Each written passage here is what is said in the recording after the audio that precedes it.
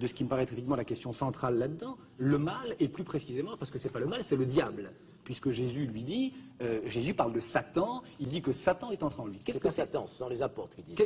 Jésus ne le dit jamais. Bon, alors non, il dit l'un d'entre vous, l'un de vous est un démon. L'un de vous est un démon. Qu'est-ce que c'est que Satan et qu'est-ce que ça veut dire dans la configuration de l'époque? Qu'est-ce que ça veut dire pour un apôtre judéo-chrétien de cette époque-là? Satan, c'est Lucifer, Satan c'est le porteur de lumière, Satan c'est celui qui a donné aux hommes les arts et les lettres que Dieu avait tenus enfermés sous 7 sceaux, sous des sceaux, et donc Satan c'est d'une certaine manière l'intelligence, c'est la clairvoyance, c'est la pénétration, c'est tout ça Satan. Alors moi j'ai tendance à penser que le fait que Judas soit Satan, ça veut dire que dans ce groupe, dans cette cohorte d'apôtres, Judas était celui qui de manière immanquable était le plus à même de deviner, de reconnaître ce que Jésus annonçait en ce moment et de reconnaître le Fils de Dieu en Jésus. J'ai tendance à penser que ce message, qu'aucun des 11 autres...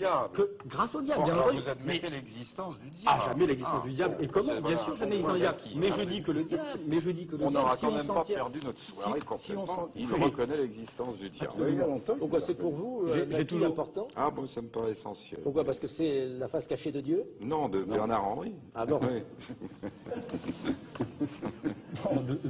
Donc, c'est que, oui, c'est ça, c'est que justement, à cause de cette identification à Satan, moi j'ai tendance à penser que Judas était celui qui avait le mieux entendu et le mieux reconnu, qui était capable de reconnaître à des kilomètres cette identité nouvelle de ce nouveau Messie qui n'avait pas grand-chose à voir au Messie ancien. Les autres apôtres, ils l'appellent le fils de David. Fils de David, ça n'a aucun sens pour le Christ, j'imagine. Judas était celui qui avait deviné en lui et derrière le fils de David ce nouveau Messie, ce fils de Dieu, ce fils de l'homme, comme il l'appelle aux chrétiens. C'est que moi je pense qu'il est urgent, on parle de réhabiliter Boukharine ici ou là, je pense qu'il est urgent de réhabiliter Judas. Voilà ce que je voudrais que vous compreniez. Et qui est que Judas était celui, non, qui n'a pas changé du tout, que Judas était, en raison même de la présence de Satan en lui, c'est-à-dire de cette puissance de lumière et d'intelligence, le seul probablement à croire ce que les 11 autres apôtres se contentaient de savoir, et encore savoir pas tout le temps. Parce que généralement, par exemple, lorsque Jésus leur demandait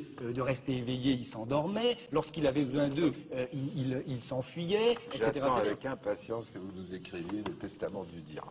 Hein? Ça, ce sera un livre qui vous sera dédié. On comprendra.